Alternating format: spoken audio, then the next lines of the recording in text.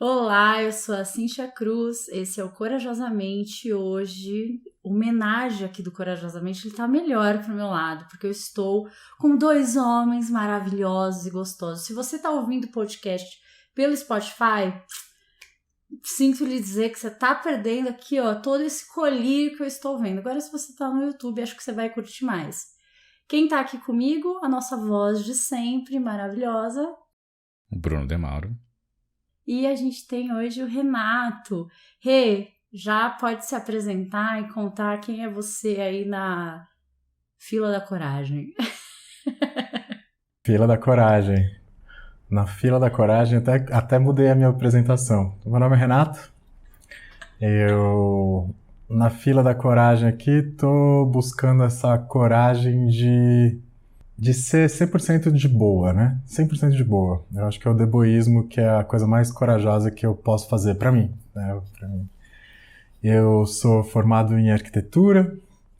Eu trabalhei como empresário no setor de eventos muitos anos. Aí deu pau. E aí eu me encontrei com um místico indiano super controverso chamado Osho, que olhou pra mim e falou, ó, cara, olha pra esse caminho aqui e vai. E aí, a partir desse toquezinho, que não foi nada sutil, eu comecei a meditar, notei que a meditação não mudava só a minha vida, meu espírito, as minhas coisas, mudava muito quem estava em volta. E aí eu falei, vou trabalhar com esse rolê.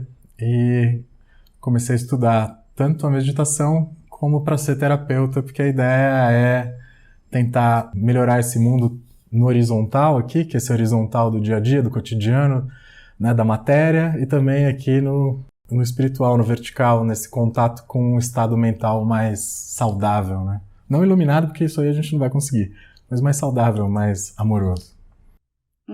Fale por você, porque eu sou uma pessoa muito iluminada. Todo mundo sabe. Cíntia, quanto tempo você ficou se preparando para fazer essa abertura? Você ficou o dia todo planejando ela?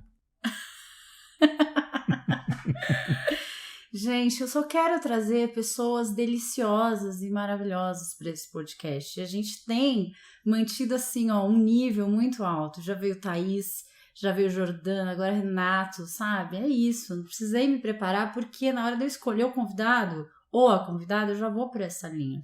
E eu pedi, né, trouxe o Rê hoje aqui, a ideia do Corajosamente hoje é falar sobre meditação, porque meditar foi um processo muito importante na minha trajetória, no meu percurso, e porque também eu tenho falado muito sobre meditação para muitos pacientes, né? Quando o Renato fala desse caminho que ele fez entre a meditação e agora trabalhar com terapia e tal, como isso se complementa, assim, é muito real, né? A gente percebe dentro dos quadros clínicos o quanto o estado de presença é importante para quem está olhando para o próprio desenvolvimento. Não estou nem falando de patologias, estou falando de maneira mais geral. Então, acho que a gente tem bastante a contribuir com essa conversa.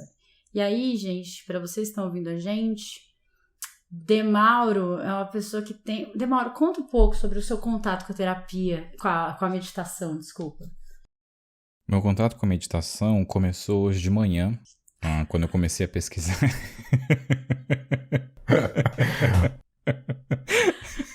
Gente, é uma longa trajetória com a Isso. meditação.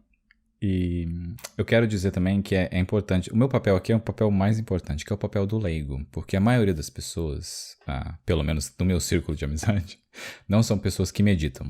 E eu acho que eu estou aqui representando os nossos ouvintes que não meditam, e que assim como eu, depois que descobrir essas coisas, vai querer correr e aprender como que faz para meditar e entender como isso funciona, porque até antes da gente começar a gravar aqui eu mencionei que uma das razões que eu nunca meditei é porque pra mim a meditação era aquilo que falava dos filmes, né, que você tem que esvaziar a sua mente, tipo, como eu vou esvaziar minha mente? Não consigo, é tanta coisa passando ao mesmo tempo ali, que pra dizer a verdade, hoje a gente consegue esvaziar a nossa mente quando a gente tá na rede social, né, que fica preso naquele negócio e você tá de uma certa forma meditando completamente errado, porque isso não é meditação, talvez até corte essa parte, mas é isso, eu sou o leigo que já tá até confundindo o que é uma meditação, olha aí. Eu não vou falar nada, já vou passar pro Renato. Então, mas é que Esse mito do esvaziar a mente, eu acho que é um dos piores inimigos da meditação. Porque, assim, é impossível isso. A não ser que você seja um meditador com mais de, né, isso que as pesquisas mostram, com mais de 3.000 a 5.000 a 10.000 horas de meditação. Então imagina, em um ano, se você medita 20 minutos, 1 hora por dia, você tem 365 horas. Imagina para você chegar a 3.000 horas, são 10 anos meditando todo dia 1 hora. Quer dizer, então esvaziar a mente, por isso que eu digo que iluminar, esvaziar a mente, todas esses objetivos que são muito amplos em relação à meditação, eles são, cara, beleza, super legal almejar, mas eles são utópicos para pessoas que estão inseridas num cotidiano de acordar, trabalhar, fazer o almoço, vender o almoço, comprar o jantar, dormir e ser feliz, entendeu? Eu acho que não rola. Mas, aí fala, né, qual que é o segredinho ali da meditação, né? O segredinho da meditação é aprender a conviver com uma mente que não é vazia. E isso é treino, né? Não adianta você falar, agora eu sei, eu vou lá, vou ficar de boa, então aqui vou ver meus pensamentos. Por quê? Porque a nossa natureza é de se envolver com esses pensamentos aleatórios, né? A nossa natureza é de acreditar que eu chamo isso de mindfucks, né? Que os nossos mindfucks, na verdade, são uma narrativa real e, na verdade, são mindfucks, são uma fantasia. A gente cria ficção científica o tempo inteiro na cabeça. Ficção científica, ficção amorosa, ficção relacional, ficções.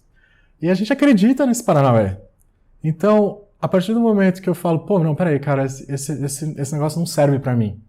Mas eu fico ali olhando o meu pensamento, né? Esses dias eu tava até dando risada. Porque estava acontecendo aqui um negócio em relação ao trabalho que eu estava entregando e tal, e eu achava que o trabalho não estava bom e tal, e de repente eu comecei a falar, não, pera, calma, eu já li, eu já mandei 15 pessoas lerem, tá tudo certo, mas eu vou ficar vendo até onde minha cabeça vai. Não, porque quando eu estava na sexta série, a minha professora de geografia falou que eu ia ser um fazendeiro folgado que não sabia ler e escrever, que não sei o que, blá blá blá, e blá blá blá blá blá blá blá, e começou, cara, a minha cabeça, eu comecei a rir. Aí eu falei, cara, tá bom, tipo, só não vou acreditar, não me enganchei, não me envolvi com esses pensamentos. Demorou um tempinho pra eu entender que eram só pensamentos, mas, pô, uma hora vem. Aí eu falo, não, pensamentos não são fatos. E é aí que tá, quando eu falo que a meditação melhora a vida. Não é que a meditação é um nirvana cósmico que a gente vai ficar arco-íris, unicórnios e peidar purpurina. Não, não é isso. A gente só vai falar, pô, esse pensamento não serve pra mim agora. Pronto, uns 30% de melhora na qualidade de vida já aconteceu. Esse é o rolezinho, né? Essa diferença. Não é esvaziar a cabeça, é saber viver com a sua cabeça cheia. E quanto mais a gente aprende a viver com a cabeça cheia, mais a cabeça esvazia. Só que assim, se eu for pro foco de esvaziar a cabeça, me ferrei.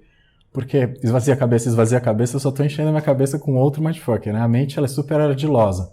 Mas se eu tô no foco só de meditar porque é bom, porque é legal, porque é gostoso, porque é intrínseco, é tipo brincar, né? É tipo se apaixonar, com coisas que acontecem porque elas acontecem, não é que a gente escolhe. Então quanto mais eu tô nessa, vou meditar 1 minuto hoje, 1 minuto amanhã, 3 minutos. Um dia eu meditei 1 hora, uhul, legal. No dia seguinte volta, 1 minuto, 2 minutos, 5, 10, 20, cada um vai. E aí com esse treino, só de estar, né, de praticar esse deboísmo da meditação que vai trazer esse benefício e muitos outros. E esse caminho é muito rápido, né, Rê? Da gente se enroscar com os pensamentos e a gente já acreditar que esses pensamentos são fatos. Que é muito o que acontece, né? Umas semanas atrás, uma paciente minha trouxe uma questão com o namorado e, sabe, uma mensagem virou um não sei o que virou a gente vai terminar e eu acreditei nele de novo e tal, não sei o que. E aí, quando a gente foi fazer esse desembaraçar essa história e olhar para a mensagem em si, para o que estava acontecendo, e aí eu brinco com elas, que são as fanfics, né? Criam as fanfics mirabolantes ali e tal. E aí ela tava meio chorando, porque ela tava super apreensiva, né? E aí quando a gente começou a desembolar, que ela começou a ver, sabe aquela pessoa chora e dá risada ao mesmo tempo? Tipo, meu Deus, como é que eu criei essa novela aqui? E eu acho que uma das coisas, assim, que mais são legais no processo da meditação, assim, que a gente aprende, é de fato criar esse observador. Porque você cria essa consciência de ver isso acontecendo e falar, nossa, né? Olha eu aqui me prendendo lá na minha professora da 6ª série, que, tipo, de onde eu tirei isso e separando isso. Eu acho que pelo menos falando de mim, né? Falar em primeira pessoa, assim, quando eu não meditava, nossa, eu demorava muito tempo para enxergar isso. Assim, às vezes já era tarde demais, né? Hoje em dia, não só com a meditação, né, mas com os processos terapêuticos e tudo, a gente consegue ter, nossa, uma clareza disso acontecendo ali em tempo real. Eu quero fazer uma pergunta sobre essa parte da professora que vocês trouxeram aí, porque hoje eu passei o dia inteiro lendo e ouvindo coisas sobre meditação. E aí eu vi que os últimos minutos antes da gente começar a gravar aqui, o que mais vinha na minha cabeça era a lembrança da minha escola e coisas que os meus professores me falavam. E eu não sei se durante as pessoas dando o exemplo também trouxeram isso, mas eu sei que eu fiquei pensando muito sobre essa parte e era traumas ainda dessas professores que falaram coisas que eu não era capaz ou coisas que eu não era forte. E agora vocês falando disso, tipo, o que é isso? Será que é aquele déjà vu que está acontecendo? E eu fiquei pensando sobre isso de tanto acessar a meditação, ou a meditação também é algo que te faz conectar com coisas do que está acontecendo agora, mas de onde veio a raiz desse problema? Inclusive, professora Ana Rosa, queria mandar um beijo para a senhora, minha professora de matemática da 6ª série, até hoje, graças a você, sua praga, né? Eu quase acreditei na Edeli, que foi a minha professora de geografia, que falou que eu ia ser fazendeiro folgadão, que não ia saber escrever, né? Nossa, de onde ela tirou isso? Pois é. Vai entender, né? Então, Bruno, você falou de duas coisas nesse exato momento da minha vida que eu tô entendendo o que são os caminhos de crescimento, de autodesenvolvimento. Existe um caminho que eu tava falando do horizontal, que é um caminho de crescimento e maturidade. Esse caminho a gente não consegue fazer sozinho. Esse caminho a gente precisa de ajuda. Então, sei lá, vamos pegar uma coisa bem básica aí da psicologia. Você pegou e falou desses traumas, né? Sim, a gente nasce, tipo, caixinhas de amor abundante e a vida vai ferrando a gente vai lidando com esses traumas e vira quem somos, né? Então, as nossas personalidades, elas são formadas a partir desses atritos. A meditação, ela não cura esses atritos, ela não tem essa função. A terapia, sim, os processos terapêuticos. Por quê? Os processos terapêuticos você vai ter a ajuda de alguém que vai pegar você de uma fase, que talvez seja uma fase mais... né? Quando a gente tem os traumas, a gente fica preso ali atrás no trauma e a gente fica repetindo até correndo atrás do rabo. Estou falando de uma maneira bem superficial, mas o terapeuta, o que ele faz? Ele ajuda a gente a vir para uma fase seguinte, ele ajuda a gente a passar de fase. Ele ajuda a gente a passar de fase. Você não consegue fazer sozinho. Você não consegue ir meditando, falando, não, eu vou passar o meu trauma da professora que falou que eu era vagabundo e tal. Não consegue porque eu vou ficar só mais consciente desse trauma, mas eu não vou superar ele. Então esse é o horizontal, que é o crescimento. Tem uma outra coisa que é o vertical. O vertical, sim, a gente pode fazer sozinho. Que o vertical é sentar a bunda na cadeira e meditar. E aí você vai, né? Começa... Antes a gente tem um negócio que chama fusão cognitiva, que é aquela coisa, somos o mindfuck. Então eu sou o mindfuck. E aí conforme você vai treinando o observador, que assim já falou que é bem rápido, né? Logo que você senta, você já percebe o observador e ele dura 1 segundo. E conforme você vai treinando, ele vai durando 1,5 segundos, 2 segundos, 3, 4, 1 minuto, né? Conforme o seu treino. E entre 1% de observador até 100% de observador, que existe esse estado, é o segundo estágio. Você tem o primeiro estágio, que é a fusão cognitiva, tudo é misturado. Aí você tem do surgimento do observador até o domínio desse observador mental, que observa tudo, que não tem nada a ver com ego, que não tem nada a ver com self, que é alguma coisa que é o consciente, né? O eu consciente espiritual, que todas as traduções e o mindfulness falam. O terceiro estágio é quando você atinge esse 100% do observador, e tem aí depois disso a iluminação, que daí você entende a não dualidade, a dicotomia, e aí ilumina e vê tudo. Só que essa que é a parte interessante. Vamos supor que eu fiquei lá e eu virei vagabundo, né? Então eu fiquei preso ali na minha 6ª série. Então eu sou vagabundo, não fiz nada, eu acreditei que eu ia ser fazendeiro, só que eu não tenho a mínima ideia do que é cuidar de boi ou cavalo, nem plantação. E eu fiquei lá parado. Eu posso meditar 30.000 horas, eu vou continuar sendo um meditador super avançado, mas preso ali na sexta série. Para crescer nesse horizontal, eu vou precisar de uma ajuda, né? Então, se eu medito, o crescimento fica melhor? Sim, tem esse peso gravitacional. Quanto mais eu tô claro e aparece, se eu tô meditando muito e chega alguém e fala, olha, Renato, olha para cá, vamos ver, olha que legal, você pode ver, olha para isso, e eu cresço, esse meu estado mental me acompanha. Então eu já vou ver o próximo estágio com um olho mais consciente. Mas essa é uma diferença. A meditação, ela serve né? É que isso é muita coisa. É a maneira da gente lidar com a nossa própria mente. É de entender essa diferença. Em estado absoluto, né? Quando eu digo que a gente não vai iluminar, porque a iluminação, de uma certa maneira, deve ser meio chato, né? Entender a dicotomia, que não existe, que a gente é que é tudo a mesma coisa. Deve ser um saco iluminar. Eu quero ficar quase iluminado, entendeu? Quase iluminado. Iluminar, assim, eu morro. Iluminei e morri, entendeu? Fui pro caixão, acabou, eu já tô com o outro. O iluminado é tipo aquele objetivo, você ficou a sua vida toda lutando e batalhando por aquilo, e quando você chega ali, você fala, e agora? Eu vou fazer o quê, né? Já cheguei aqui e nem era tudo isso que eu esperava. É melhor ficar só correndo mesmo. Eu acho, assim, uma das coisas que eu acho mais foda é que a gente tem uma sociedade tipo, as coisas têm que servir pra alguma coisa, né? Então a gente escuta muito, eu já tive essa conversa com o Renato outras vezes, pra que serve a meditação? Mas vai me ajudar no meu trabalho? Mas não sei o quê, né? Uma coisa do servir, pra que serve, por que eu tenho que fazer e tal. E aí, eu queria que você contasse um pouco do porquê que você foi buscar a meditação, o que estava rolando lá na sua vida e tal. Eu acho que vai trazer um pouco dessa resposta aí pra quê? Que na verdade eu não tenho um pra quê, né? Então, vamos lá. O que aconteceu? Vou lá do começo. Bom, eu venho de uma família judaica, super tradicional.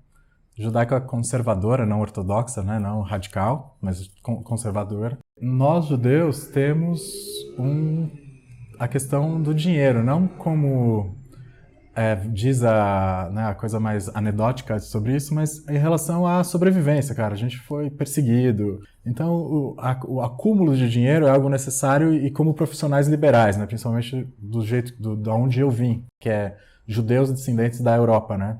E então ter o dinheiro, ser profissional liberal, poder fazer o teu próprio negócio. Eu criei meu próprio negócio, quis ser médico, porque meu pai era médico, aí eu vi que eu não ia ser bom médico. Aí eu virei arquiteto, porque era o que tinha para fugir da medicina, fugir da família. E aí meu pai sempre falou, você tem que ter o teu próprio negócio, você tem que ser dono do seu nariz e tal. E eu peguei e abri o meu negócio, eu sempre fui muito criativo, comecei a criar. E durante 20 anos, né, sendo que nos primeiros 10 anos foi algo muito legal, que eu cresci muito, que eu adorei, maravilhoso. Aí eu tive 5 anos falei, cara, o que eu tô fazendo aqui? Mas vamos lá, que eu vou conseguir, eu vou vencer. Vencer, naquele caso, era ganhar dinheiro, né? Não era nem pelo projeto, porque foi aí o erro, que eu perdi o prazer de fazer projetos e criar coisas. E aí chegou num determinado momento, cara, que descobri que meu pai estava com câncer, estava no meu primeiro divórcio. Minha filha ficou internada 2 meses, internada não, ela ficou com uma febre e não passava 2 meses, minha filha de 1 ano. E a empresa a empresa que era para ganhar dinheiro estava com uma dívida monstro e tal, não sei o que, eu estava com tudo errado.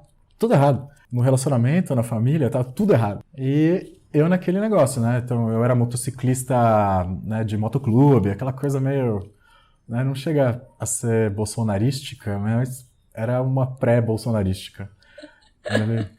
Um pouco. Um pouco. Aí, cara, de repente eu estava sentado no meu sofá e percebi que eu não estava mais respirando. Porque eu tava naquela coisa de machão, sabe? Macho alfa, não, eu vou conseguir, eu vou fazer, eu vou atropelar e tal. Eu tava fora o comportamento escroto que vinha anexo a tudo isso. Aí, cara, parei de respirar. Então eu tava nadando, tava no esporte e tal, não sei o que, tava fazendo uma balada, tinha acabado de ficar solteiro, tinha acabado de se divorciar.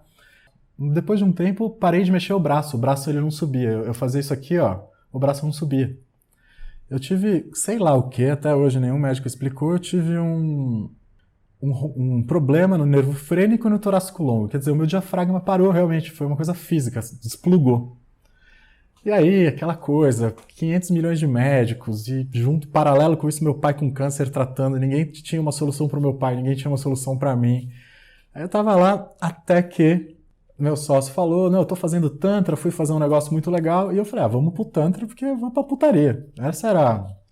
Tô todo cagado, sem respirar, vou fazer o quê? Vou sair comendo gente. Vou fazer comer gente, a lógica é essa, né? Só que daí eu cheguei nesse grupo, e esse grupo foi revolucionário, porque, cara, eu sempre fui uma pessoa muito doce, eu sempre fui uma pessoa muito de natureza, né? Eu não sou... Eu tinha criado um bad boy, que esse bad boy era muito artificial pra mim. Eu precisava de muita energia pra sustentar. E aí caiu, o cara, tipo, desplugou todos os fios, e eu fui lá, e aí foi um grupo do Osho. E o terapeuta, a primeira coisa, né? Era um grupo bem forte, assim, terapeuticamente falando, meditativamente falando. O terapeuta olhou, era um primeiro encounter, né? Que você olha, põe a mão no ombro da outra pessoa e fala, o que eu não gosto de você é isso, e vai lá no fundo mesmo. E o cara falou, olha, cara, eu até poderia ser seu amigo, mas você tem uma puta, tipo, atitude de cuzão.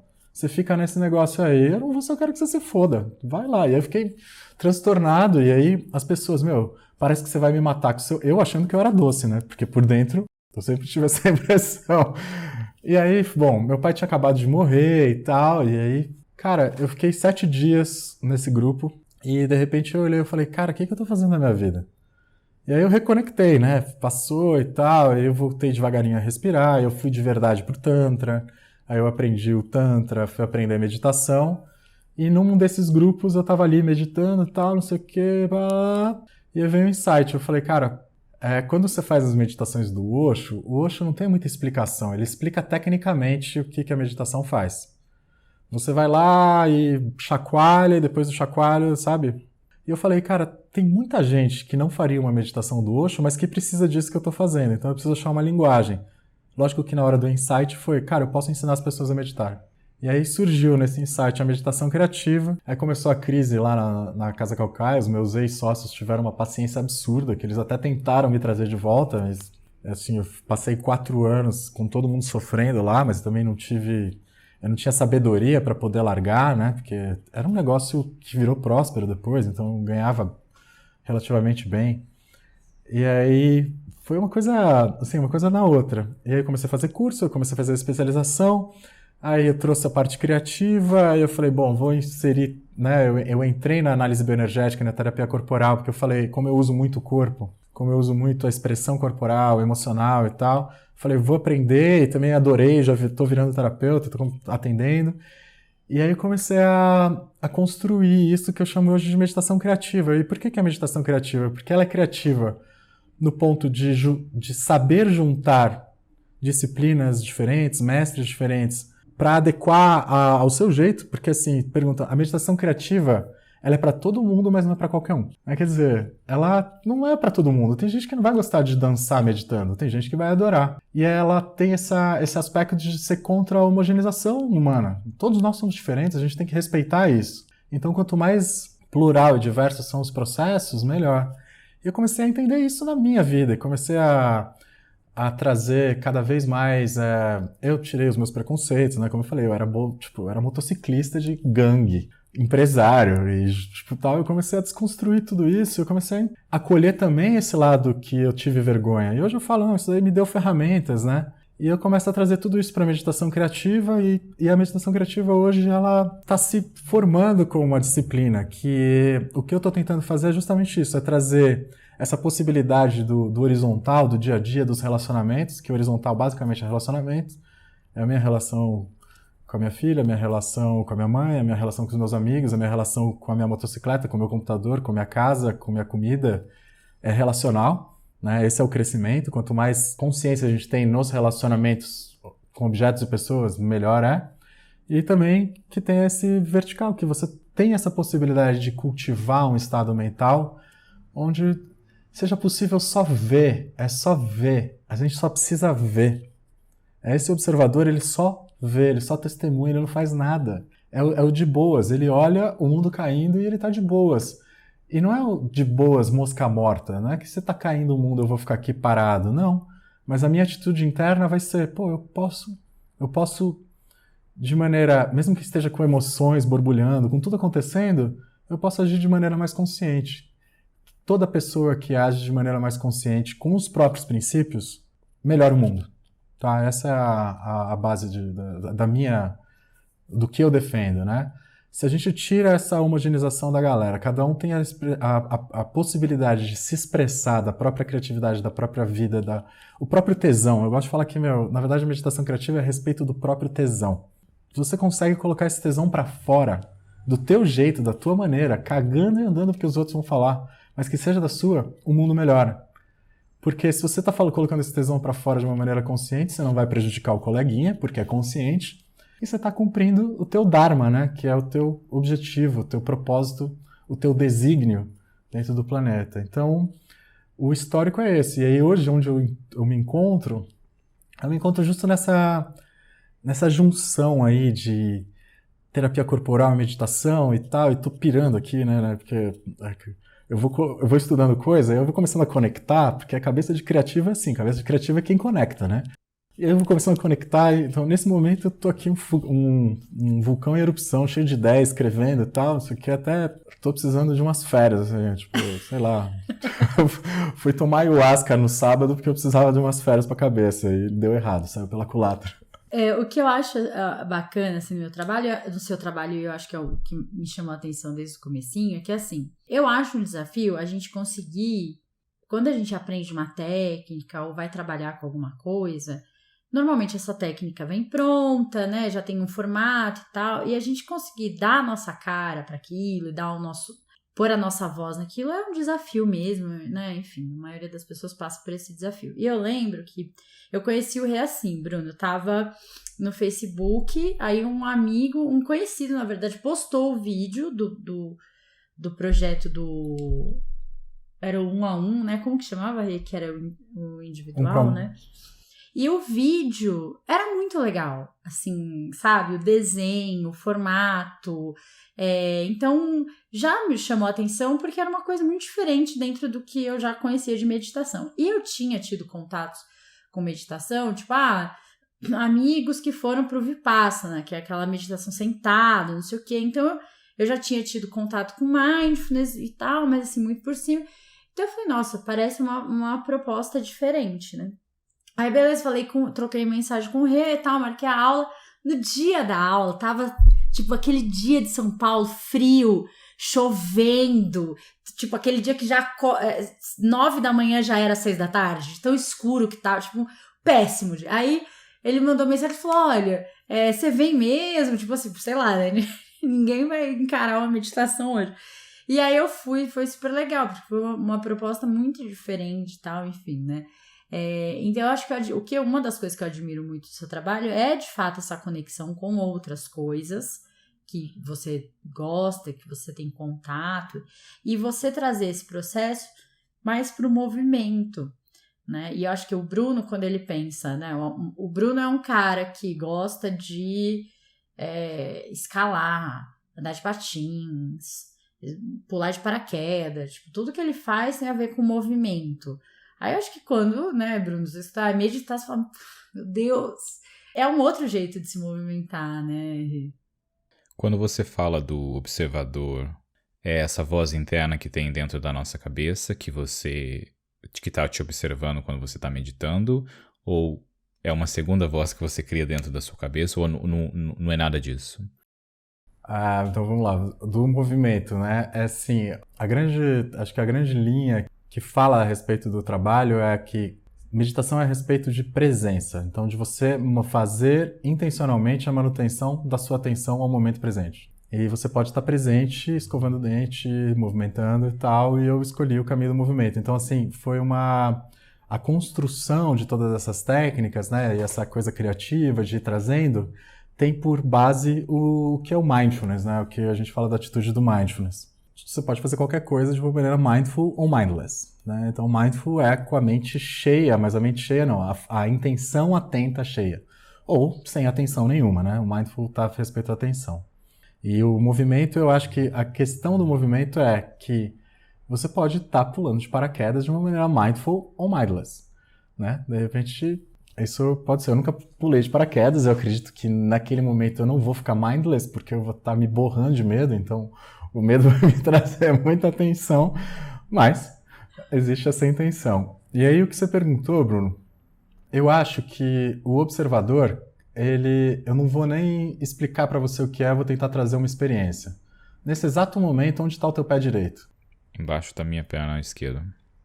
Então, qual é a sensação que você tem no teu quadril agora? Sem pensar, só sente o corpo.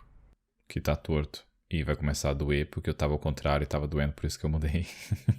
Então, o observador é esse cara que entrou antes e observou como que você tava. Você tá torto e tal, aí a tua cabeça entrou. Aí é o teu outro eu. É self, ego, aí tipo, depende da linha e vai fazer. Mas o que a gente busca, né, é fortalecer só essa observação da sensação, né? Eu tô aqui com as pernas cruzadas, então tô sentindo a minha perna direita, a minha perna esquerda, meu pé esquerdo tá um pouquinho formigando, ó, não tinha reparado. Notei que eu mexi os dedos do meu pé direito.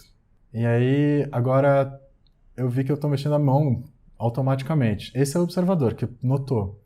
E o observador também notou que eu tô aqui falando para você enquanto isso está acontecendo. Então, o observador é o que está atrás de tudo. É mais ou menos assim. Se eu tenho aqui a minha garrafa de água, eu posso estar aqui, que não vou enxergar nada, mas eu afasto.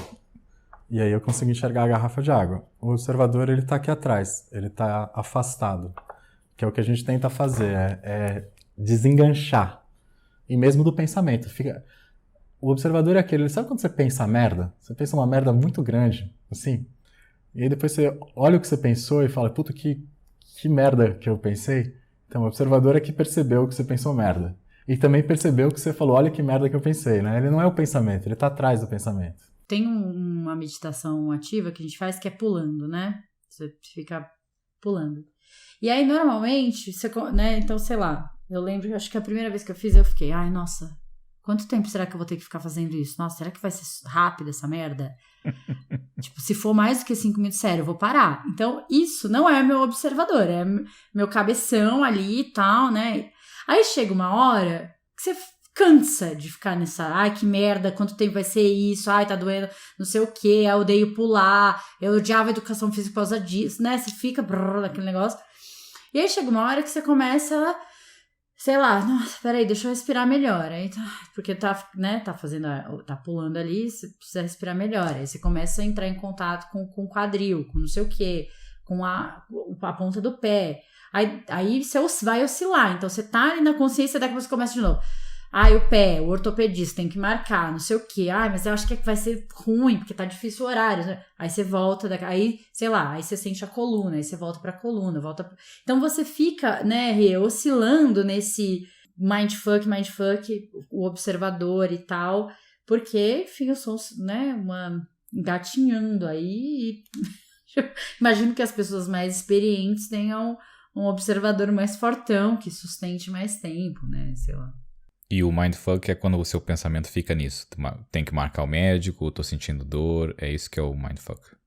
O mindfuck é qualquer pensamento aleatório que você tem que não tem a ver com a situação da realidade, com a realidade que você está vivendo. Então, sei lá, eu não sei, a gente está aqui conversando e de repente vê aí pô, hoje eu tô com vontade de comer um macarrão, mas pô, lembra, a última vez que eu comi um macarrão foi naquele restaurante, aquele restaurante ficou tão caro que não dá mais pra comer lá. Aí tem aquele outro restaurante, bom, mas aquele restaurante um dia a gente viu um rato. Rato, nossa, como eu odeio rato, sabe? Tipo... e quando você viu, você falou, peraí, calma aí, o que eu tô pensando nisso agora, né? Que tá acontecendo comigo? Qual é a minha realidade? A minha realidade é de estar interagindo eletronicamente com vocês. E a gente está aqui discutindo um tema e tal. E tudo bem da cabeça ir pro mindfuck e devanear e distrair. Não tem problema. Ela é projetada, né? A evolução projetou a nossa cabeça desse jeito. Por isso que parece tão desafiador manter a atenção no momento presente. Porque o nosso cérebro não é feito para ficar presente. O nosso cérebro é feito para sobreviver. Às vezes pode parecer meio antagônico, mas às vezes sobreviver você não precisa de presença, você precisa estar no mindfuck mesmo. Fez um barulhinho aí, eu vou sair correndo porque pode ser um tigre. Não importa se é um tigre ou não é. Importa que você saiu correndo, se fosse um tigre você salvou. Se não fosse um tigre você saiu correndo, você salvou também. Então essa é a questão. E o observador não é quando o mindfuck se silencia. O observador também é o que observa o mindfuck. Que você pode estar no fluxo, no flow de Mindfuck e ficar olhando ali, como se você estivesse sentado no meio da sua cabeça olhando a tela de Mindfuck aparecendo. A grande diferença é que existe a possibilidade de você estar assistindo um filme, que é o filme tradicional, você sentado ali e a tela passando tudo que está rolando, ou você está num cinema super powers 3D, achando que aquilo tudo é o filme. Você está dizendo que eu já tenho 2 vozes na minha cabeça e você quer colocar uma terceira, isso? Que vai ser o observador, que vai ficar só vendo a merda acontecer na minha cabeça. O observador ele não é uma voz. Essa que é a parte boa. Ele não é uma voz. Ele é só o observador, ele testemunha. E se você estiver em contato com o teu observador, todas as outras vozes são só um filme de cinema. E quando você vai tendo consciência dessas coisas, assim, né, trabalhando esse observador, você começa a perceber, por exemplo, que você pode estar lá na sua meditação ativa, pulando, pensando, você pode estar pensando, ai, que saco, não gosto de fazer, ou você pode estar pensando, ai, eu devo estar parecendo uma idiota, pulando aqui, ridícula, nossa, o Renato deve estar achando que eu sou, nossa, uma destrambelhada, Deus que me livre, ai, aí você para. Ai, Rê, não aguento, vou parar. Tipo, você se deixou levar por aquilo, saiu da tua presença, parou a atividade porque você se misturou, que é o que o Renato tá falando, se embolou ali com os seus pensamentos. Quando a gente fortalece esse observador, em algum momento a gente fala, meu Deus, por que eu tô achando que o Renato tá achando alguma coisa? Ele trabalha com isso, ele vê gente pulando todos os dias, tipo, para com isso, se joga, volta, aí você volta, e aí você vai nesse oscilar. E o mais legal, e aí não gosto de pensar que a meditação serve para isso, mas eu acho que quando você, durante a meditação, começa a ter clareza disso e fortalecer esse vai e volta dessa sua presença, você leva isso em outros momentos da sua vida também. Quando você tá tomando café com uma amiga e ela dá uma opinião e você começa a entrar numa, tipo, nossa, aposto que ela tá com inveja, por isso que ela tá falando isso. Ai, não deveria ter nem contado, Deus me livre, já vai jogar uma vibe de energia ruim aqui. E aí você perde a experiência de estar com aquela pessoa, perde a experiência real do que tá acontecendo, porque você se envolveu nesse bololô seu mental aí, né? E, enfim. Tá ficando claro, Bruno? Ou tá piorando? Tá ficando muito mais claro do que tudo que eu li hoje e tudo que eu ouvi, porque eu não tinha entendido nada disso que a gente tá dizendo aqui. Pra mim foi só, eu tava entendendo antes o que eu já entendia, que era, existem vários tipos de meditação, mas eu acho que nenhum conteúdo que eu consumi foi explicativo nesse lado, sabe, das vozes. E também porque eu tô aqui, né, eu tô, como eu e a Cinti falamos, nós usamos esse espaço aqui de uma forma egoísta, que é pra gente aprender. E hoje é a minha vez de aprender bastante. A meditação, ela tem uma característica muito... Na verdade, tudo, né? E eu tô trazendo esse aprendizado para mim. Que eu vi um vídeo do Murilo Gun, que ele mostra um filme de uns caras fazendo coisas absurdas, tipo, pegando a bicicleta e descendo uma ribanceira, pegando um skate, fazendo uma mega manobra, uns esportes radicais, umas coisas absurdas. Aí ele falou, você acha que isso aqui é talento ou é treino? E se você treinar 10 horas por dia durante 10 anos, você acha que você estaria fazendo isso? Vai, 70% disso, né? Cara, eu acho que é tudo trabalho, né? Ele fala trabalho duro, tem que trabalhar duro. Eu acho que o trabalho duro não é uma expressão legal, porque eu acho que o trabalho duro é o que está acabando com o mundo, né? Acaba com a nossa paciência, acaba com a nossa vontade de viver. O trabalho duro é contra o tesão, mas o trabalho não. O trabalho é legal. A gente está aqui por prazer de fazer isso, isso dá tesão, é um trabalho, e é esse trabalho, e a meditação é isso, porque se tem um objetivo, que bom que a gente possa começar a meditar por eu preciso ficar menos ansioso. Ótimo, mas que você tenha o acesso a um bom professor que vai te ensinar que não é sobre ansiedade, é intrínseco na meditação, você medita por meditar. E aí sim a ansiedade vai embora. Porque se você fala, vou meditar para deixar de ser ansioso, então, menos ansiedade, menos ansiedade, menos ansiedade, só vai te gerar mais ansiedade. Então peraí, calma aí, ansiedade, olha a minha ansiedade. Olha a minha ansiedade. Aí você vai ficando amigo da ansiedade. Aí você vai olhando para ela. E aí uma hora você fala, essa é a minha ansiedade. Quando vem um insight, onda gama no cérebro é a tal da cura. Aí você fala, tá, a ansiedade não foi embora, mas eu sei dançar com ela agora. Antes eu só tomava porrada dela, agora eu sei dançar com ela. E às vezes vão ter dias que eu vou tomar um pau da minha ansiedade e vou pra lona. Mas vai ter dia que eu vou tirar ela pra dançar e a ansiedade vai vir. Não, você não vai conseguir, você não vai fazer, você não vai chegar, você não vai ganhar, ou isso, ou tal. E não, o que vão pensar? Eu vou no date, eu não vou no date, eu vou namorar, qualquer coisa da vida. Aí você fala, tá bom, ansiedade, que legal, mas eu vou ali fazer as coisas. E vai dar errado, vai dar certo, mas, sabe, é esse estado, é essa qualidade mesmo. Isso é uma qualidade de presença que vai acontecendo, que ela vai se manifestando, né? Que ela vai rolando e tal, né? E a mesma coisa com o esporte, né? Pô, você começou a fazer isso, você começou a correr hoje. Amanhã, você tá xingando, você fala que você nunca mais vai pôr um tênis de corrida e vai voltar, porque o corpo tá doendo, você não tá aguentando de fôlego. Mas e daqui 3 meses correndo? Como que você vai estar, né? Ô Rê, eu tenho um paciente bem jovem, assim, e teve um ataque de pânico um dia, ficou bem preocupado. Ele estava para fazer uma viagem importante a trabalho, enfim, ia ter muita mudança na vida dele, assim, e ele ficou bem preocupado e tal. E também exatamente isso, assim, um cara que sempre praticou esporte, então uma percepção corporal já bem trabalhada e tal, mas aquilo realmente tirou ele do trilho, assim, né?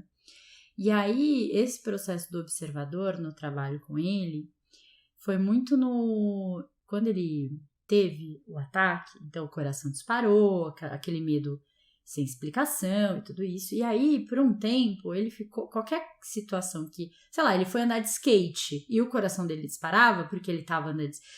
Ele já ficava com medo de ter a crise de novo, porque ele reconhecia aquela sensação corporal, né? E aí, a gente foi fazendo o trabalho terapêutico e ele começou, na verdade, acho que ele tinha até meditado um tempo, ele retomou as meditações dele e tal, e aí ele relata que das outras vezes que ele teve, assim, antes de meditar, né, era isso, assim, o coração disparava, ele já, ai, meu Deus, fudeu, vou ter a crise de novo, meu Deus, sabe, tipo, o que eu faço, não quero passar por isso de novo, e entrava nesse processo todo, né, que a gente sabe bem como é. E aí depois, quando ele tinha qualquer coisa parecida, ele só pensava, eu já conheço essas sensações, tipo, e eu vou deixá-las acontecerem, porque eu sei como começa, como é o meio e como termina. Então, e ficava, sabe, assim, não que ele relaxasse, porque não tem como, né, o seu corpo não está relaxado, mas tipo assim, cara, eu prestava atenção, meu coração batendo mó fortão, sentia o sangue inteiro correndo no meu corpo, tipo, mão formigando e tal, não sei o quê, e sentia depois isso baixar, sem ter todo esse diálogo interno que me deixava pior e tal, enfim. Então, eu acho que, claro que cada pessoa, né, isso aqui não é uma receita de bolo, cada pessoa que passa pela ansiedade, pelos processos ansiosos e tal, vai lidar de uma maneira e vai ter uma trajetória. Ele foi muito rápido, assim, como ele percebeu que aquela observação que ele tinha na meditação dele normal e tal, ele podia usar quando ele estava ou num ataque ou numa iminência de um novo ataque. E é muito bom, porque, assim, observar esse caminho, porque dá uma sensação de controle, de confiança. Então, ele conseguiu fazer a viagem que ele precisou. Ele passou por várias situações que poderiam, ter sido, assim, ruins e tal, mas ele conseguiu gerenciar bem muito por conta desse observador fortalecido aí que ele desenvolveu. É exatamente isso. E o pânico, na verdade, é um excesso, a ansiedade é um excesso de futuro. E o pânico é um excesso de ansiedade. Mas, assim, é desesperador mesmo. E tem uma coisa que eu tô dando muitas aulas no corporativo, né? Eu descobri que o corporativo é um ambiente que está realmente muito necessitado disso. E como que é importante trazer essa consciência de... A gente, depois você corta, porque eu perdi o raciocínio, Bruno. Mas que bom não ser ao vivo, né? Porque eu ia improvisar e ia sair uma merda.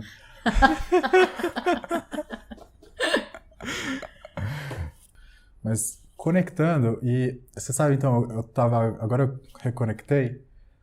Essas aulas no corporativo me trouxeram um aprendizado muito importante. Por quê?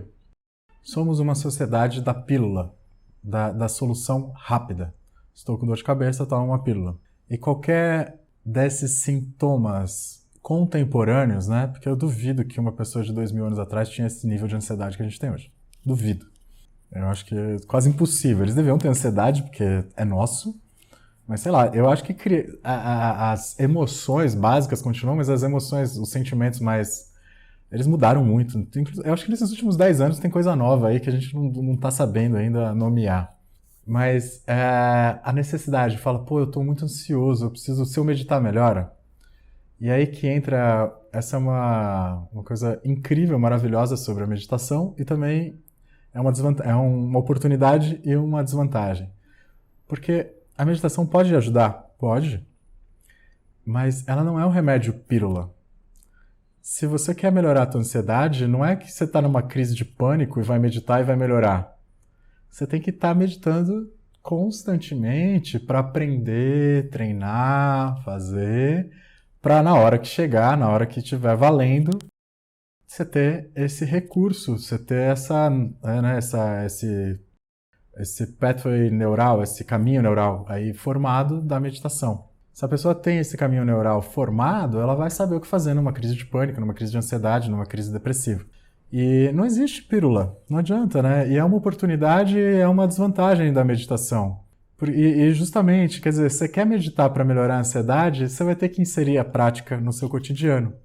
E se você inserir a prática no cotidiano, não tem como ficar indiferente, você vai entender que não é sobre ansiedade. Então, é muito... E eu aconselho, né, pessoas como você, Bruno, que estão aí, anda de patins e vem para a prática corporal mesmo, vem para a prática que trabalha. E eu tô vendo também que os exercícios de liberação emocional, né, os exercícios que eu trago muito da bioenergética, que traz essas coisas da meditação do Osho, que é pular, expressar, eles são importantíssimos, porque tudo bem que meditar é você acolher e aceitar tudo do jeito que é. Então, se você está com uma carga alta de pensamento, medita sim.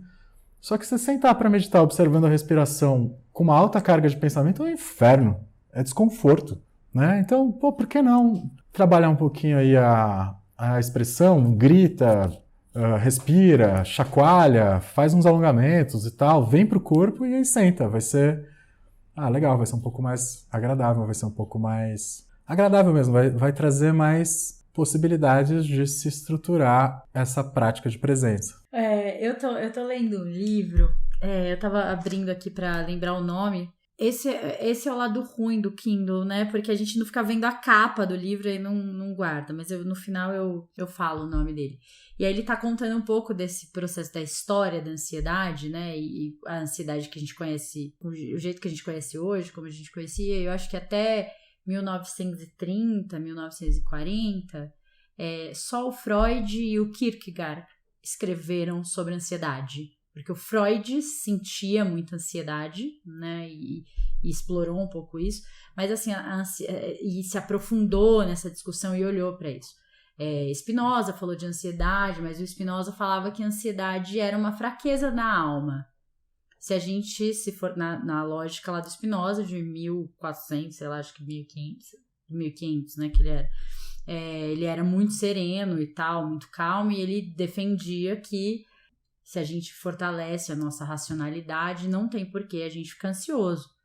Porque, vou ficar ansioso por tal coisa. Se eu vou para a racionalidade, isso não faz sentido. Mas aí o autor vai trazendo essas referências e falando também do contexto histórico desses filósofos para entenderem a ansiedade da maneira como entendem. E essa discussão de que é um problema social, biológico, psicológico ou é uma mistura de tudo isso. Então é bem interessante também a gente... olhar para essa construção, assim. Tô gostando bastante do livro.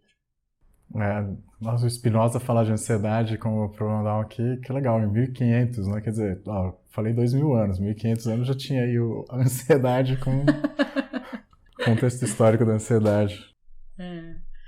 Rê, eu acho muito legal você falar da tua história, porque é isso, você teve que literalmente, fisicamente parar de respirar para poder olhar para tudo isso e começar. né? Então, eu tô falando aqui do meu paciente que começou a meditar porque passou por uma crise de ansiedade, um ataque de pânico, enfim.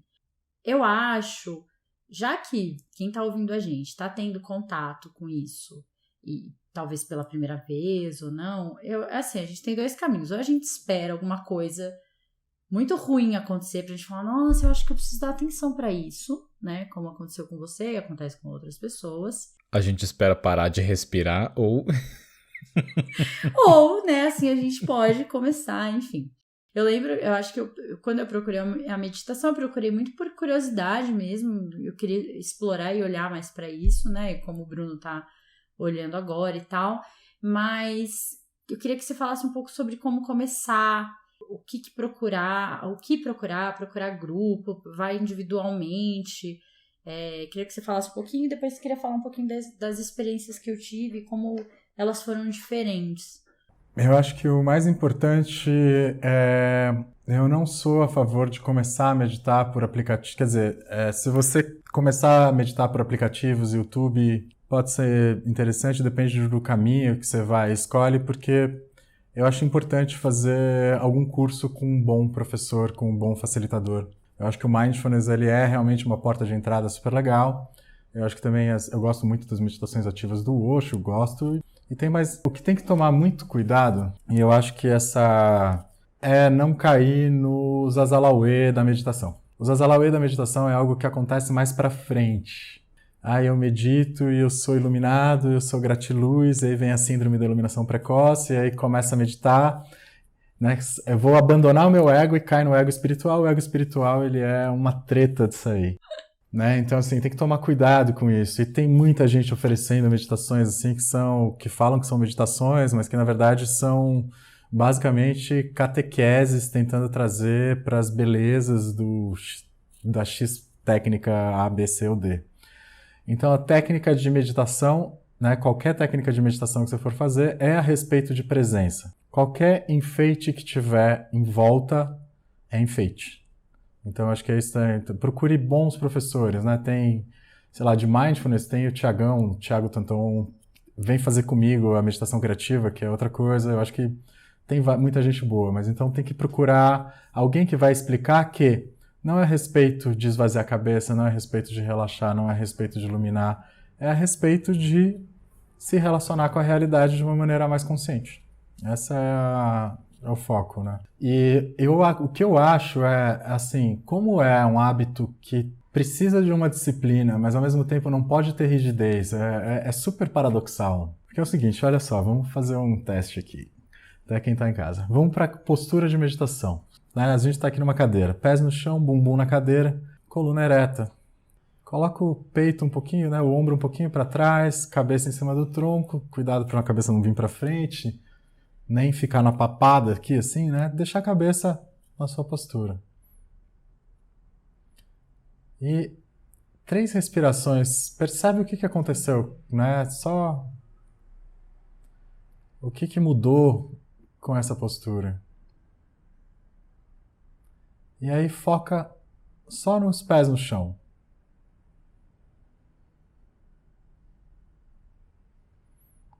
Pronto, começamos a meditar todos. E aí, o tempo que a gente vai ficar aqui observando esse contato dos pés ao chão depende do teu treino. Mas se eu fizer isso 2 ou 3 vezes por dia, todos os dias, eu já estou começando o meu exercício de meditação. Então é simples, é difícil a manutenção, mas é simples. Né? Então assim, que eu preciso começar a meditar? Tá bom. Seguinte, 3 pausas por dia. Pé no chão, bumbum na cadeira, coluna ereta. Todo mundo sabe fazer isso. Agora, se você vai... De repente você tá, sei lá, aconteceu... Pois é, eu vou fazer uma pausa todo dia às 4h10 da tarde. Só que 4h10 acabou de cair um raio na sua cabeça, você tá puto da vida. Faz também. Tô pé no chão, bumbum na cabeça e puto da vida. Tô querendo matar todo mundo. É isso que tá acontecendo agora. E essa que é a dificuldade. Aí, durante umas 2 semanas, faz aí, 3 respirações. Depois mais uma semana, 10 respirações. Aí depois começa, vamos fazer aí, 5 minutos. Mas todo dia. 5 minutos está demais. Volta para 3 minutos todos os dias. É muito melhor fazer 3 minutos todos os dias do que só no sábado 20 minutos. porque você vai criando esse hábito, vai aumentando e vai fortalecendo um sistema de inibição motora, que é esse sistema que vai parar e falar, opa, peraí, o que está acontecendo? Né? Tem aquela coisa, perguntaram lá para o monge, qual que é o mantra que eu canto para quando eu estiver com raiva eu não tiver raiva? Aí ele falou, bom, se você perceber que você está com raiva, canta qualquer um que já está tudo certo. O primeiro que você lembrar. O primeiro que você lembrar, então é isso. E na minha vida, o que está mudando radicalmente e tal, é que às vezes eu, como instrutor e tal, tudo bem, eu dou muitas aulas e tal, então eu aproveito para fazer minhas praticazinhas, né? Às vezes os meus alunos sabem disso, às vezes eu faço prática do que eu estou querendo fazer, ensino eles e eu fico lá meditando, porque não deu tempo. Então eu faço isso, mas está dentro do contexto. Mas a minha prática está sendo micropausas de presença. Bebendo água, bebendo café, escovando o dente. E eu ainda descobri uma prática, esse fim de semana teve um congresso de bioenergética de ativação de nervo parasimpático, de sistema nervoso autônomo parasimpático, que é o sistema do de boas. É o sistema de ficar de boa, chama sistema nervoso autônomo parasimpático, que ele vai ficar de boa. Que você faz uma escovação de dentes exagerada. Daí você vai escovendo, e vai mexendo, fazendo umas caretas e tal. Isso te ajuda a regular. E se você estiver presente ainda, então você junta meditação, autorregulação e terapia. Tudo junto. Não escovação de dente. E higiene pessoal. Então... Ô Rê, a gente fica numa ideia muito perfeitinha de ter um momento perfeitinho da meditação. E que legal que você falou isso, porque eu escuto muito isso, assim, dos pacientes, né? Mas eu não tenho um momento tranquilo no meu dia que eu possa meditar. Mas quem falou que você tem que meditar no momento tranquilo do seu dia? Na varanda, sentado, naquela almofada linda, olhando ao pôr do sol. Não é isso, assim. Às vezes, realmente, no momento mais caótico do raio na cabeça, que essa pausa vai fazer toda a diferença para os seus próximos passos e para o caminho que você vai fazer, né? Eu acho que isso é super importante, assim, a gente entender. Eu acho que, assim, eu comecei... Meu primeiro contato com meditação foi com Mindfulness, porque eu comprei um livro, fui ler, fui estudar. Sozinha, e eu fiz sozinha, e eu ia lá, às vezes pesquisava alguma coisa no YouTube, e fui fazendo lá as práticas sozinha, com os áudios lá do negócio e tal, durante 8 semanas. Foi super importante, eu acho que eu entendi racionalmente o que era o Mindfulness, entrei em contato e tal. Quando eu fiz as 8 semanas com o Renato em grupo, porque nós fizemos num grupo, foi completamente diferente, porque no grupo a gente ganha uma coisa que individualmente você não tem, que então a gente chega, o Renato propõe alguma coisa, a gente faz essa meditação, o grupo todo, e depois a gente vai falar sobre aquilo, sobre o que a gente sentiu, o que a gente estava pensando, quão insuportável ou suportável foi e tal. E é nessa troca que a gente enriquece, que a gente percebe os processos, que as coisas ficam mais claras. Então, eu entendi no meu processo e agora, né, com os pacientes, que num momento emergencial e pensando numa enfermaria, vá meditar do jeito que der, pelo aplicativo, pelo YouTube, pelo áudio do Renato, que eu tenho áudios do Rê, sempre mando e tal, não sei o quê, vê lá o vídeo do barquinho do Rê, comece de alguma maneira, fazendo seus 3 minutinhos por dia e tal. Nossa, estou achando isso tá legal, tá rolando, beleza, vai pra onde você quer fazer um curso e tal, onde você... Mas comece de alguma maneira, entre em contato, né? Acho que... E pra romper também um pouco dessa ideia, como o Bruno falou, de que, nossa, mas sei lá, esvaziamento, muito difícil, acho complicado e tudo isso, né? Não, total, eu acho que é isso que você falou, começa, de algum jeito começa e tem material de qualidade, acessível e de graça. Né? Você pegar, por exemplo, na minha página do YouTube, tem várias técnicazinhas super legais, uns videozinhos de 1 minuto que você vê, curtinho, que dá para você fazer, que são as meditações mais criativas, mas aí tem mais uma galera que está trazendo meditações super interessantes, né? Tem o pessoal mais técnico mesmo, o pessoal que vai fazer.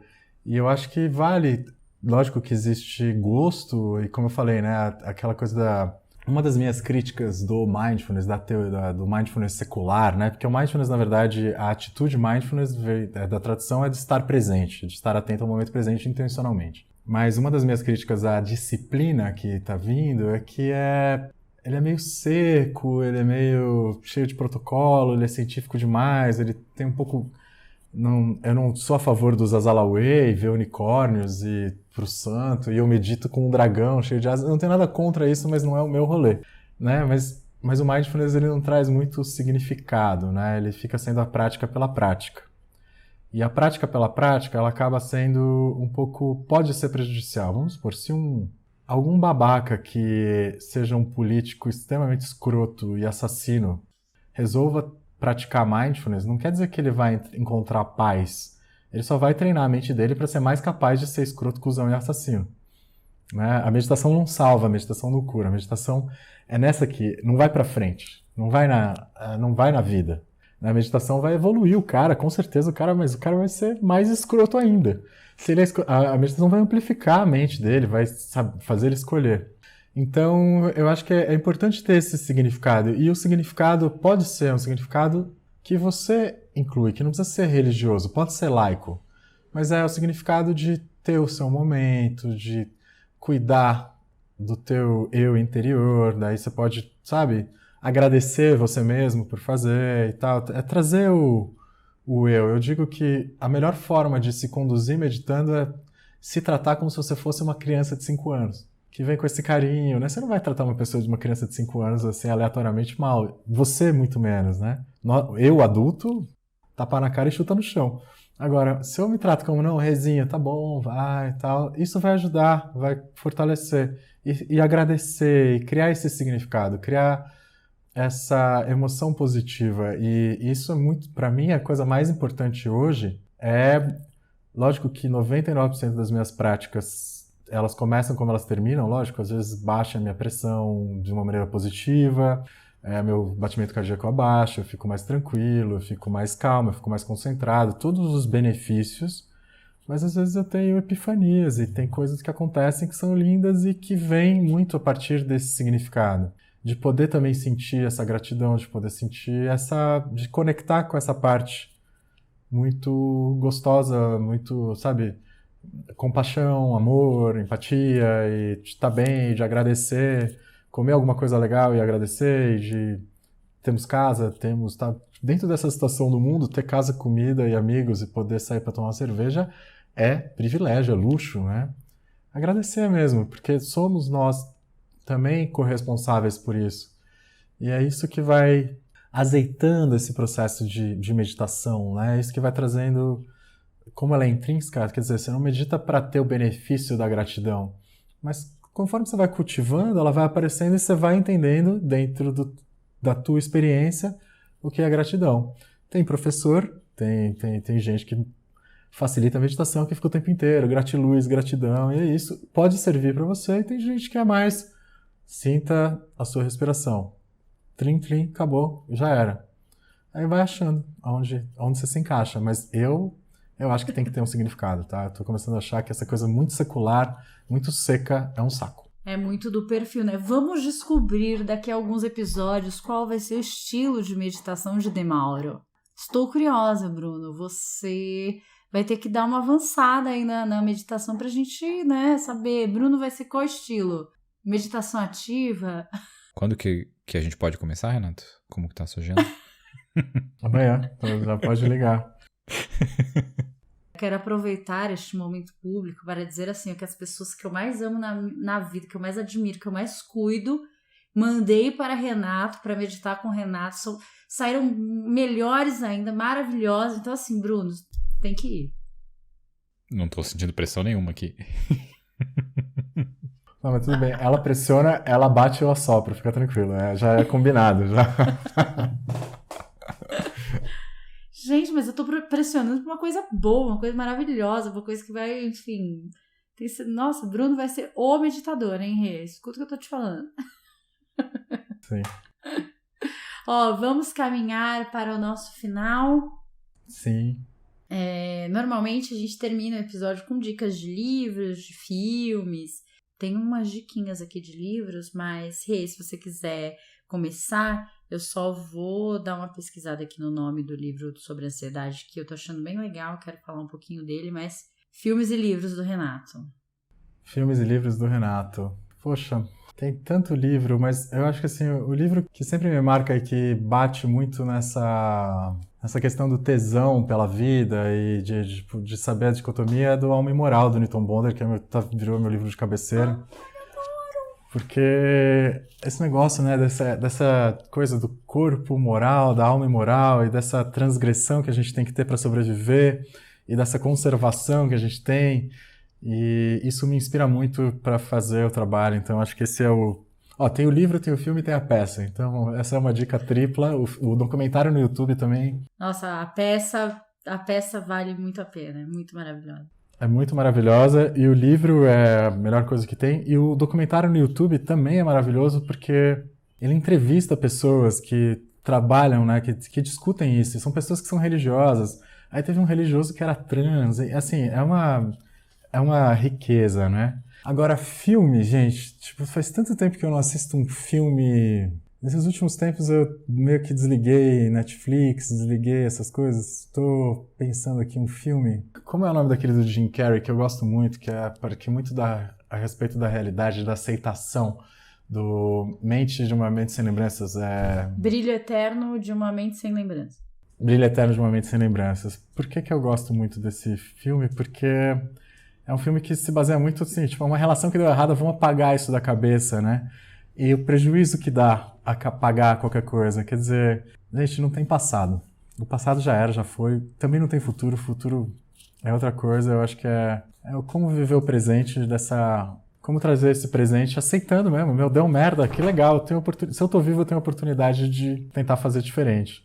E pode dar merda de novo. Essa que é a parte legal. Aí que entra a alma imoral, né? Pra transgredir, vai dar merda. Ou não, mas o risco é muito legal. Que mais? Mais alguma dica, Rei?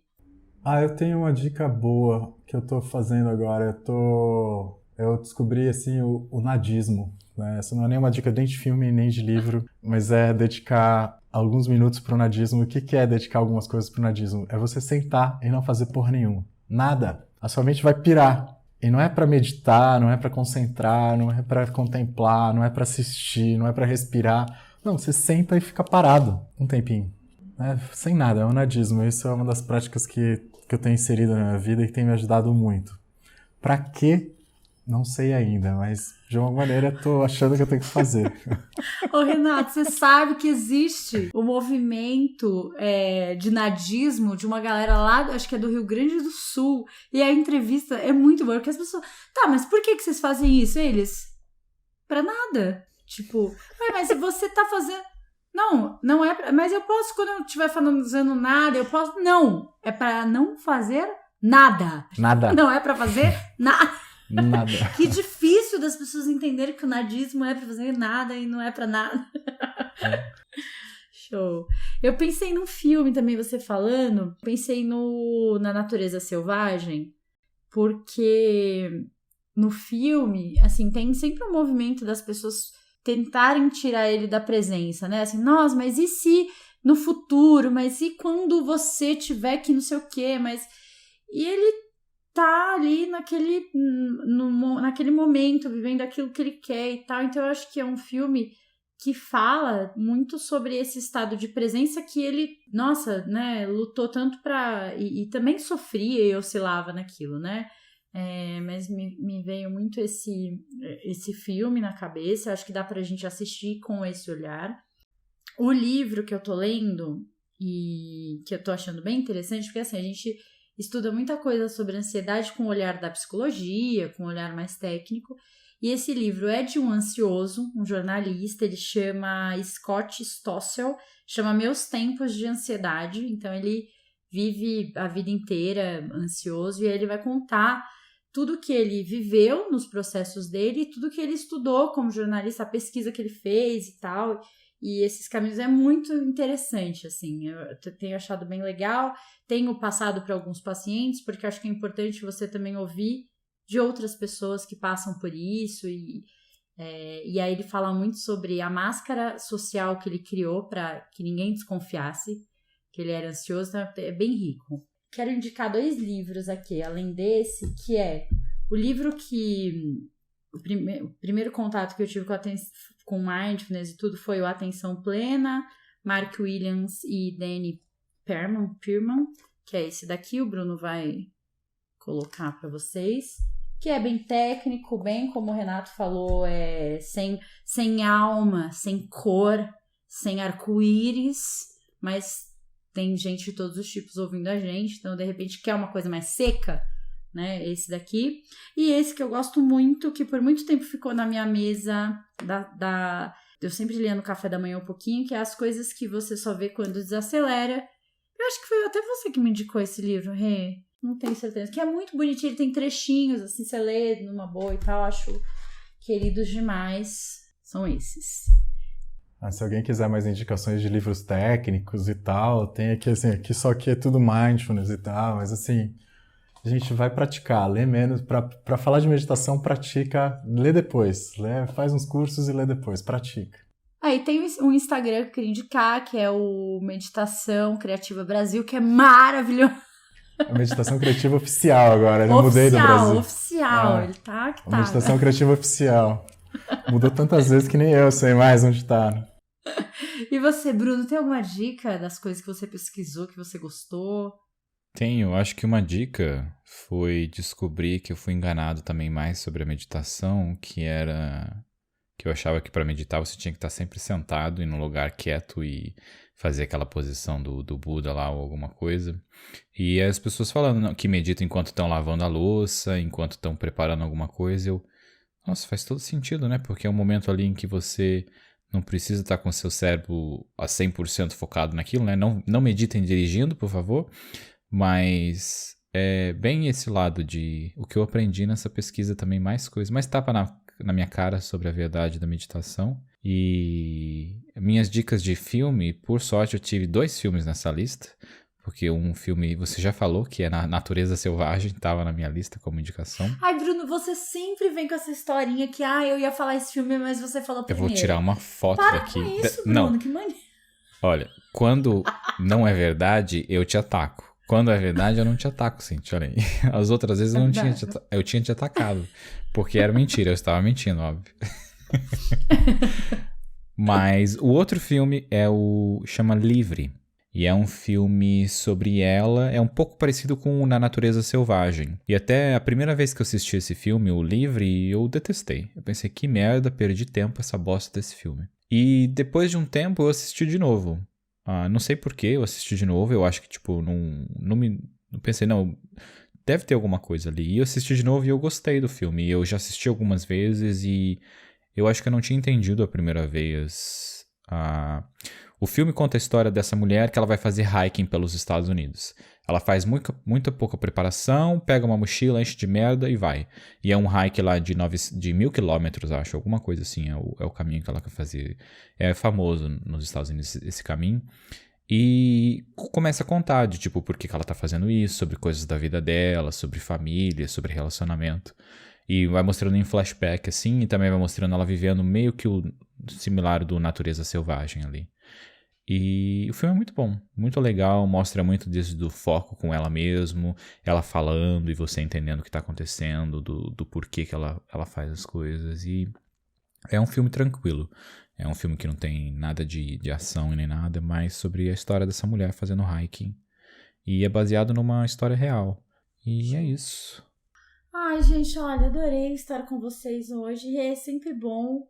Sempre que eu posso, levo o Rei em todos os lugares, no Quintal das Emoções, nas lives e tal. Acho que as pessoas têm que saber mais. Assim como o Bruno, tem muita gente que pensa que é isso, que a meditação você tem que tá lá sentadinho e tal, enfim. Então, acho que desmistificar um pouco isso é importante. O Rei faz um trabalho muito bonito, tem que ser divulgado. Obrigada pelo teu tempo aqui com a gente. Adoramos, e quem tá ouvindo a gente quiser saber mais, segue o Rei lá no Instagram, no YouTube, pelo mundo, que ele tá assim, gente, Jesus numa moto, loucamente pelo mundo. Quais são os seus nomes lá nas redes sociais? Vão estar na descrição os links, mas se você não olhar, qual que é? É Meditação Criativa Oficial, Meditação Criativa Oficial no Facebook, no Instagram e no YouTube, então onde vocês me acham, e também é meditaçãocriativaoficial.com.br para me encontrar. E quem quiser vir conhecer a meditação criativa, me dá um oizinho, tá sempre todo mundo convidado, todo mundo tem direito a algumas aulas, algumas práticas ali, porque eu tô sempre acho que assim, o propósito da meditação criativa é melhorar o mundo através da meditação. E tô batalhando para essa colaboração, né? Então, quanto mais gente meditar, mesmo que seja só um pouquinho, melhor o mundo vai ficar. Então, vamos embora. É só aparecer. Você também, Bruno. Pode vir, só aparecer. Não, o Bruno tá? vai começar. Renato, o Bruno vai começar. Isso aqui ninguém tá discutindo isso mais. É só achar um horário.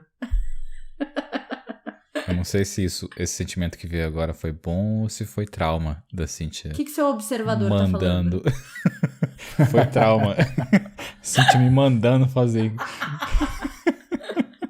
Bruno. Meninos, ó, adorei. Obrigada. Beijos. Beijo. Beijo, obrigado. Agradecer super essa oportunidade de falar. Tô achando muito legal o programa de vocês. Foi super legal ser convidado. Tô acompanhando aqui de pouquinhos, né? Isso foi bem bacana. Continuem corajosamente com o Corajosamente. Tô achando muito legal. Muito obrigado, foi um prazer ter você aqui também. Aprendi muito e vou te mandar mensagem sim para saber mais sobre como ter mais uma voz dentro da minha cabeça, que na verdade não é uma voz, é só uma pessoa observando. Como acabei de aprender. Um beijo. Tchau, tchau. Beijo, tchau, tchau. Ai, gente, adorei. Maravilhosos.